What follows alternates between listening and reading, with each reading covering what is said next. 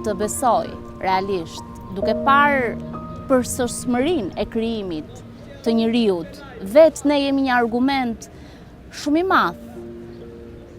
A ka një autor për gjithë këtë? A ka një krijues për gjithë këtë?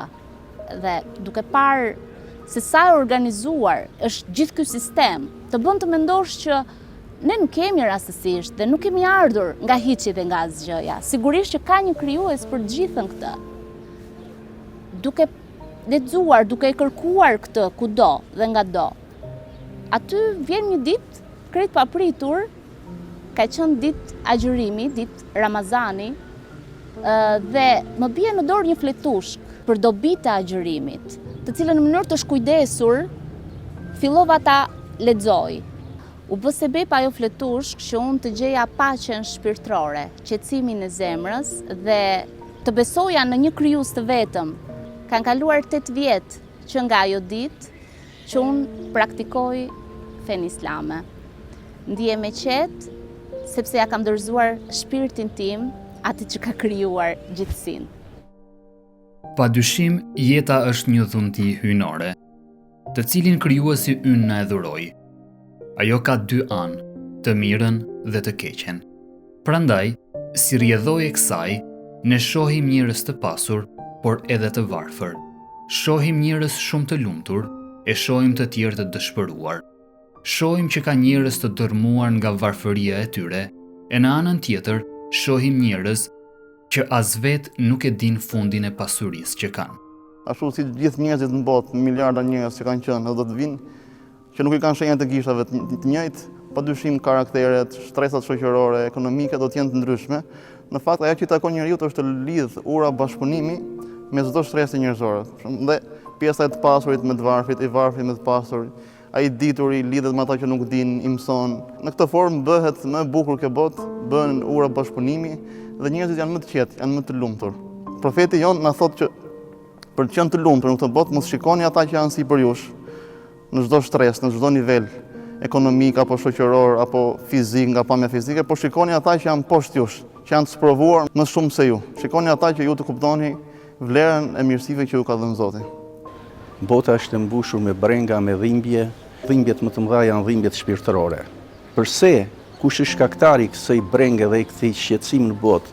Mendja e njeriu duhet të thellohet pak më thellë, se kush është shkaktari? Përse kjo botë në këtë pikë ku nga një anë reklama dhe shkëlqimi, koha elektronikës, ndërsa nga ana tjetër po të shikojmë është ana tjetër e medaljes. Qindra e miliona njerëz vdesin në rrugë, në qiell të hapët, urije, nuk janë të qetë shpirtërisht, nuk njeh më prindi fëmijën dhe fëmia prindin. Pra mund të them se moralisht bota është në një vdekje klinike. Atëherë, cila është arsyeja dhe a ka mundësi të dalim nga kjo gjendje? Unë them se po. Të gjitha këto kanë shkakun sepse njeriu i është larguar krijuesit. Njeriu ka zgjedhur për shok dorën e gabuar, po ka fshon atë dorë që e mbron dhe po adopton atë dorë që gjithë jetën, që në fillim, që në zanafillin e tij, ka qenë kundërshtarja që e çojnë mëkat, dorën e djallit. Dhe kjo është arsyeja. Njerëzit janë të ndryshëm dhe të gjithë njerëzit kanë brenga dhe halle të ndryshme. Të gjithë njerëzit kanë halle dhe të gjithë njerëzit brengosen. Brenga më e madhe është se si ato të arrijnë qetësinë e tyre shpirtërore. Mënyra se si njerëzit e kërkojnë qetësinë e tyre shpirtërore është të ndryshme dhe ndonjëherë jo e duhura dhe e përshtatshme. Dhe kjo bën shpirtin e njeriu që të mërzitet dhe të pikëllohet.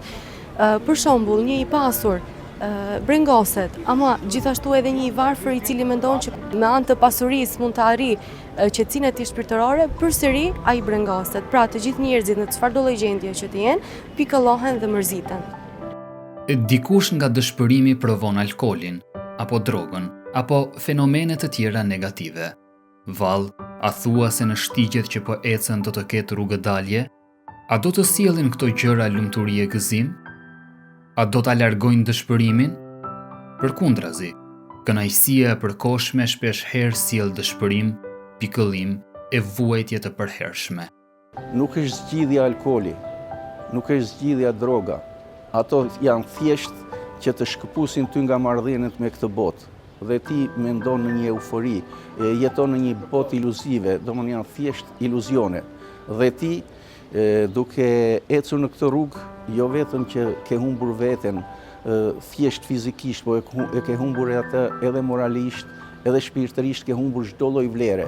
Të gjitha sëmundjet shpirtërore, sëmundjet e zemrës, të shpirtit, sëmundjet mendore, kurimin e parë krahas kurimit kuptohet kur bëhet fjalë për një terapi mjekësore, por e kanë pikërisht tek marrëdhënia me Zotin, tek besimi në Zot. Pra, që kjo botë jetë e lumtur, që kjo botë jetë pa brenga, që kjo botë jetë pa dhimbje, që kjo botë jetë pa këto shqetësime, atëherë le t'i kthehemi besimit, le t'i kthehemi krijuesit ton. Pra të pastrojmë zemrën, nëse pastrojmë zemrën, nëse pastrojmë shpirtin, nëse çlirohemi nga smira, nga urrejtja, nga morirat, nga sëmundjet shpirtërore, atëherë jam i bindur që njeriu është komplet i shëruar. Tek disa jeta ofron më pak sprova e tek të tjerët më shumë. Dikush sprovat i përjeton më lehtë dhe bën më shumë durim, qoftë edhe kur sprovat e tij janë të rënda dhe të mëdha, ndërsa dikush tjetër i përjeton rënd dhe nuk ka as pak durim, edhe në rastin kur sprovat e tij janë të lehta. Çdo kush ka mënyrën e vet se si ai ti bëj ballë sprovave. Dikush mendon që shikoj unë të kem lek, të kem ekonomi, të jem i njohur, të jem i ditur, unë nuk pyes për askënd. Në fakt njeriu është një qenie e dobët, shumë e dobët bilës dhe gjithmonë ka nevojë për Zotin e gjithësisë. Ne e kemi krijuar njeriu, thot Zoti, vetëm për të adhuruar Zotin e gjithësisë. Pa kjo është esenca që ne kemi ardhur në këtë botë.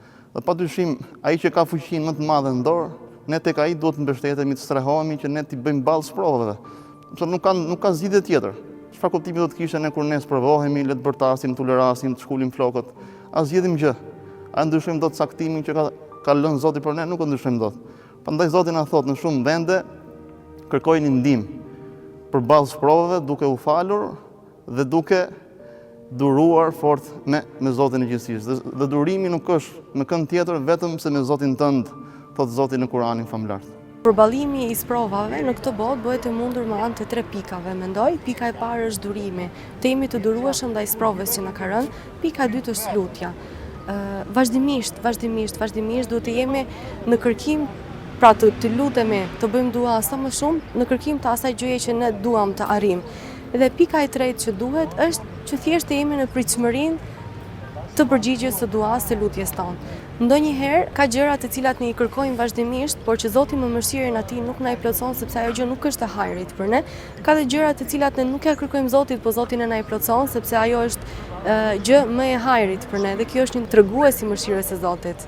Duke duruar dhe duke u lidhur fort me Zotin e gjithësisë dhe pastaj sheh në fund në përfundim që këto sprova të kthehen në favorin tënd, ti je i lumtur, ke një qetësi shpirtërore që ajo nuk blihet me lek, dhe blihet vetëm me lidhje të fortë dhe të sinqertë tek Zoti i gjithësisë, tek ai që ka çdo gjë në dorë, që ka jetën tonë, fëmijët tonë, pasurinë tonë dhe çdo gjë që ne kemi, ai ka në dorë Zoti i gjithësisë. Dhe për të arritur qetësinë e zemrës dhe shpirtit, padyshim që është që ne durojmë përballë provave, pranojmë caktimin e Zotit dhe ai që ka pranuar atë që Zoti i ka caktuar për atë, thot profeti, është njeriu më i pasur në botë.